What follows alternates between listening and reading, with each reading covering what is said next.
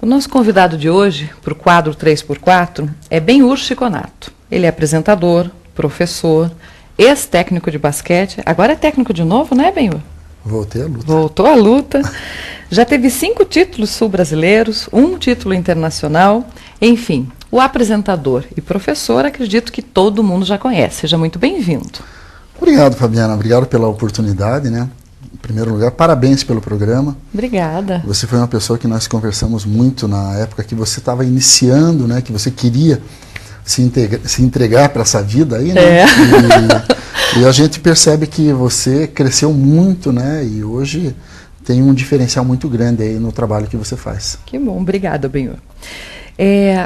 A proposta desse quadro, Benhur, é um quadro bem polêmico que tem assim, as pessoas adoram assistir, mas as pessoas que vêm aqui se sentem meio numa saia justa.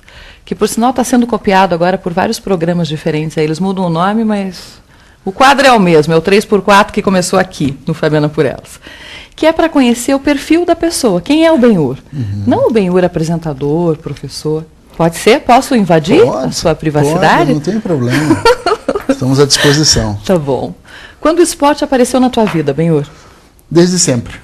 Desde quando eu tinha 8 anos de vida, morava em Blumenau e montamos um time de futebol e eu pedi para minha mãe, naquela época se usava muito camisetas Hering, e eu pedi, mãe, nós precisamos de um time que tenha camisa vermelha, a senhora pode tingir nossa camiseta?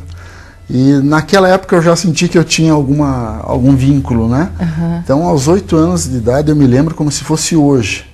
Eu morava no bairro da Garcia, em Blumenau, e os vizinhos se juntaram para fazer um time de futebol. Ah, que legal. Então você começou com futebol, não com basquete? Não, minha vida no esporte ela foi muito assim, eu passei por tudo. Aqui em Ponta Grossa eu acabei jogando pela seleção da cidade de handebol, de vôlei, de basquete. Acreditem, aqueles que me conhecem, joguei até futebol no Operário durante 2 anos. Né? E a coisa só passou para o lado do basquete em 1986, quando eu morava em Santa Catarina. Na época eu estava jogando futebol profissional, mas existia toda uma história de bastidor que é muito suja no futebol, né? E eu tinha que fazer uma opção porque a posição que eu jogava tinham atletas de fora, de um empresário, e o empresário, na oportunidade, ele disse que para que um jogador ficasse, os demais teriam que ficar, e os demais jogavam na minha posição. Então eu comecei a ser deixado de lado. E ali surgiu uma oportunidade. Eu jogava basquete, na verdade, já tinha uma certa situação, né? E ali eu tive que fazer uma opção, que não era mais jogar futebol. Foi quando surgiu a possibilidade de dirigir um time de basquete feminino. Eu tinha 22, 23 anos na época, e quando começou tudo. Que deu certo. É melhor ou mais fácil jogar ou ensinar, treinar? São 2 responsabilidades bem distintas, né? Porque como jogador, você tem que ver o lado da tua superação, de você buscar teus limites como atleta, sempre melhorar. Como técnico, você tem que incentivar o atleta a buscar os limites, se superar, tem uma disciplina tática, uma disciplina como pessoa também, né? Eu vejo hoje, depois de tantos anos, que a gente tem uma responsabilidade como formador de opinião, de conceitos para as pessoas, né? Enquanto atleta, você tinha que fazer teu trabalho dentro da quadra, né? Então, são diferentes, ambas importantes, mas diferentes. Eu vejo a de hoje, assim, ela muito mais gratificante. Eu, como atleta, eu fui, para não falar ruim, medíocre. Né? Eu fui muito ruim, porque o cara que joga tudo geralmente não joga nada. Entendi. Mas eu tive a possibilidade de passar por handebol, por passar por futsal, por vôlei, por todas as modalidades, né? E essa foi uma situação que eu ignorei até 1986, quando eu comecei com o basquete. E eu não era professor de educação física ainda, né?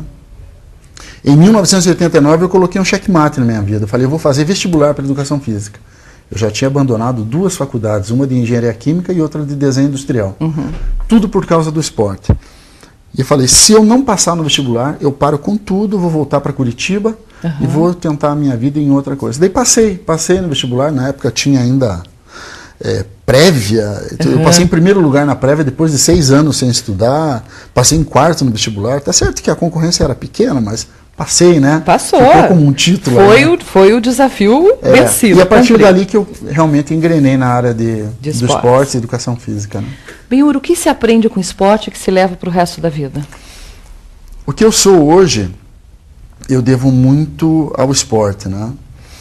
Eu tive problemas familiares na minha época, que hoje completamente superados, e com 16, 17 anos de vida, a coisa que eu mais tinha vontade era de sair de casa. E de fora falar que eu estava tudo certinho, né?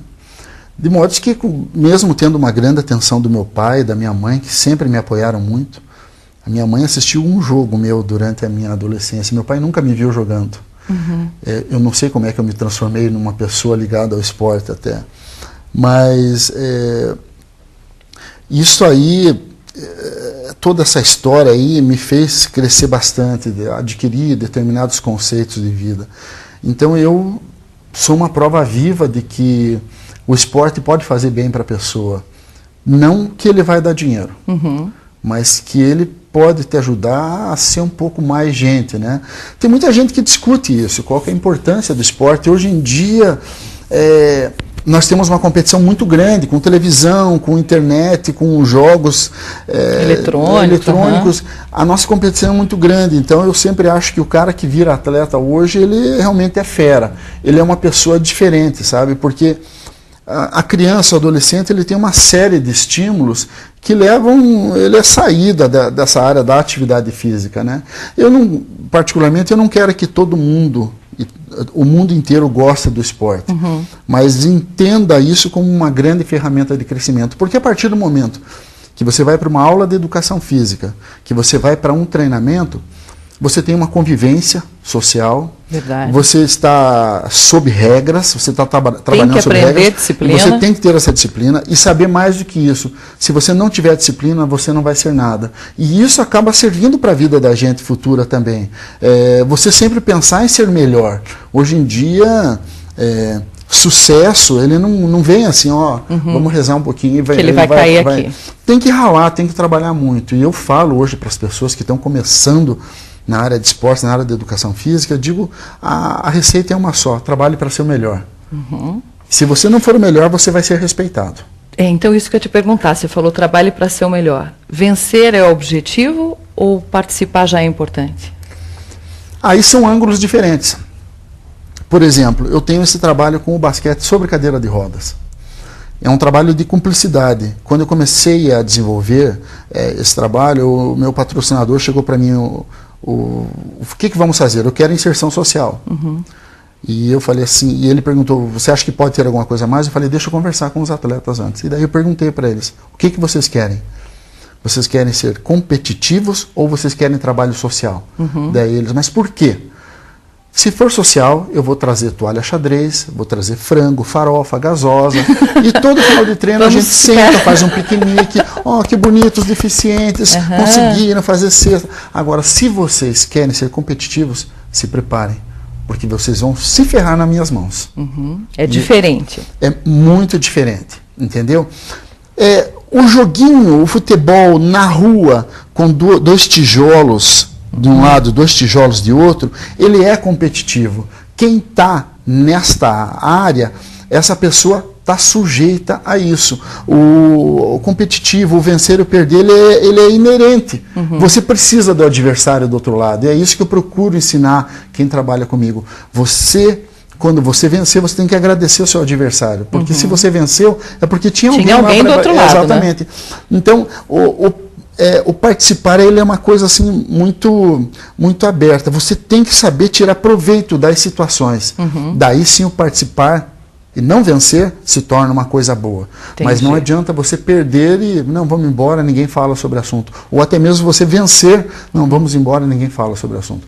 Em vitória, em derrota, a coisa tem que ser conversada. A partir do momento que forem descobertos pontos positivos e negativos em vitória e derrota, daí tem aprendizado. Entendi. Daí o participar, ele tem um valor muito grande, mesmo você sendo campeão. Sabe por quê, Fabiana? Eu pergunto para as pessoas, eu parei minha contagem de medalhas